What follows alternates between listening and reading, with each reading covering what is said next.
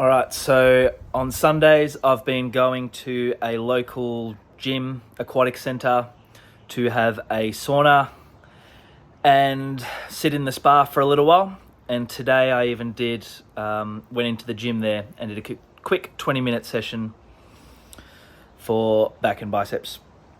And while I was sitting in the sauna, I saw someone there that I saw last week. And it just got me thinking, so I'm going to share the story. Maybe you guys can learn something from it.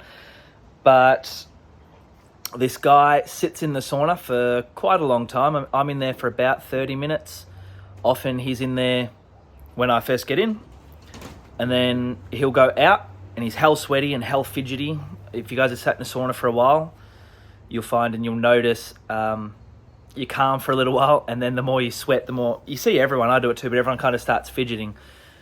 Side note, when I start fidgeting, I try and count like 5 more minutes, and that's my cue to get out. Anyway, this guy fidgets heaps and he's sweating, he's doing this. He gets out and then he comes back in. He did it last week. Very rarely do people go out and come back in. I don't know if I've seen anyone else do it there, but he does it. And when he comes back in, I don't know how long he sits in there the second time because normally I get out. But I was just thinking, like, why is this guy doing it twice? I don't ask him, obviously. I don't talk to him. He's not a fit-looking guy. He's definitely not the most unfit or most unhealthy person there, that's for sure. Which isn't saying much. And it just got me thinking, is this guy trying to lose weight? Most people at the gym, most people at these places are trying to lose some weight. Good for them. So without talking to him, and I am just assuming, but all I can think is he is either trying to lose weight and he's heard that sauna is good for losing weight, or he is training for a world record or an Australian record or a Victorian record or a Masters record in who can sit in a sauna the longest. Because then it would kind of make sense. If he's trying to break that record, if that record exists, if he's trying to break that record, then you're going to have to sit in a sauna for a certain amount of time to get used to it and get better at it. So that makes sense. I have a feeling that's not what it is, but I didn't ask. So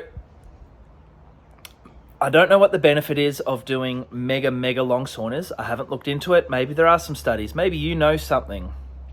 But it made me think, well, it's none of my business. Maybe this guy, and then I tried to give him the benefit of the doubt.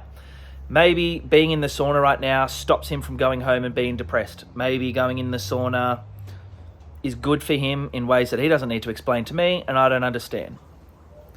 Benefit of the doubt. Regardless, 3 minutes and we've gotten to the point here. It made me think, geez, I hope there's no one at my gym or there's no one that I coach or there's no one that I care for and am in contact with that is going to a sauna thinking that it's going to help them lose weight. I hope that's not the case. Hence this video. I just wanted to chat about saunas and maybe 3 things that I hope no one at my gym is doing these things in order to lose weight. And the first one would be sauna. In particular, sauna for an hour or sauna multiple times a week, or going to the point of like he's fidgeting and obviously his body has had enough and then he's forcing himself to go back in. Okay? When you go weigh yourself after a sauna, you will weigh less. So I'm talking about fat loss and I'm talking about sustainable, not just losing water weight and then putting it straight back on. Okay? And there might be, like, saunas, I believe, are really healthy and great for you. But for me, it's 30 minutes once a week. If there was one closer by, I might do it twice a week. Nothing wrong with 3 or 4 times a week, I'm sure. But it's just like, how accessible is it for you? They do help you sweat. They do make you sweat. It's a great time to breathe. Like I just sit in there breathing. Lots of health benefits, and a healthy body and a healthy mind can help someone lose weight. So I'm not saying it is useless, but forcing yourself in there multiple times, it looked like he was hating it. Hating something is the worst thing you can do for weight loss. If you hate doing something, stop doing it. You don't have to do it. Your body's saying, I fucking hate this. That's your clue. You hate it. So guys, if you want to lose weight, which is a lot of people's goals, please don't force yourself or think that you have to sauna. I think saunas are great. I think you should go do it if it's easy and accessible. I enjoy being in there for 30 minutes. There's not one part of it that I hate. Second thing I really hope you're not doing is running, walking, or doing cardio in order to burn calories. I'll say it again. I hope you're not doing cardio. I hope you're not doing any exercise because you think it burns calories. Okay?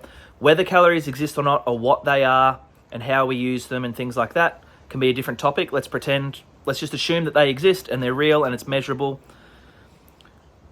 If you're trying to lose weight, and we want to go with the assumption that less calories is going to help you lose weight, do it through food. Don't do it through training more. I should just be able to leave it there, and maybe I will. I'll go into it a little bit.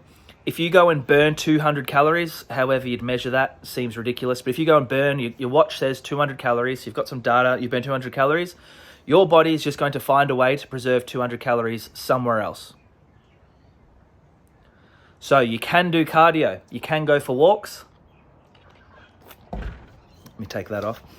You can do cardio. If you need to get better at running, you should run. If you need to get better at cycling, swimming, or walking, you should do those things. You will get better at it through doing it. You should do it because you get to go outside, and the sun is magic, and the air seems magic, and being outside seems magic. You shouldn't do it because you think it's burning something. There's no flame inside you. There is no fire. There is no burning fire or flame inside you to burn calories. We use energy, and the body likes staying the same. It will find a way. It will find a way to try and stay the same. So eating less. Some people have success tracking calories. Some other people would have more success just trying to fuel up on great food, and they'd find that their body needs less calories. So I hope you're not doing cardio or any exercise, even weight training. I hope you're not doing it in order to burn calories. It's different to I hope you're not doing it. They're different. The third thing I hope you're not doing in order to lose weight is avoiding sugar. Sugar it gets stored as glucose and is the body's preferred energy system. Your brain runs pretty much entirely off glucose. Sugar, when you have a chocolate bar, you're not just eating sugar. I think this is where the confusion comes in. When you eat a chocolate bar, you think, oh no, sugar. Sugar is the least of my worries when eating a chocolate bar. There's sugar here, natural sugar, whatever. So I hope you're not avoiding sugar. Sugar is the scapegoat. Sugar is demonized. Is it being helpful? Sugar causes all this shit. Is any of it going down? Everyone knows sugar's bad. Everyone's having ice baths, but they're still depressed. Everyone's having saunas and going in the sauna multiple times a day. Is anything working? Are people less obese? Are people happier? Is anything helping? Is avoiding sugar helping? You can avoid sugar if... I can't even think of a reason. If you want to experiment, maybe you're going to feel better without it. Maybe you rely on it too much.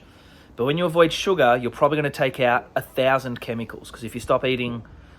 What's sugar in? If you stop eating chocolate and Pop-Tarts and cereal and the list goes on, are you really just taking out sugar? Is that the one thing you've taken out when you take out all that food? Hell no. So I hope you're not running in order to lose weight. I hope that's not the reason. I hope you're not avoiding sugar as if that's the thing that's making you fat or hold your weight. And I hope you're not going into the sauna multiple times to sweat in order to lose weight. Doesn't mean any of those things are bad. I hope I've confused you. Any questions, any thoughts? Let me know.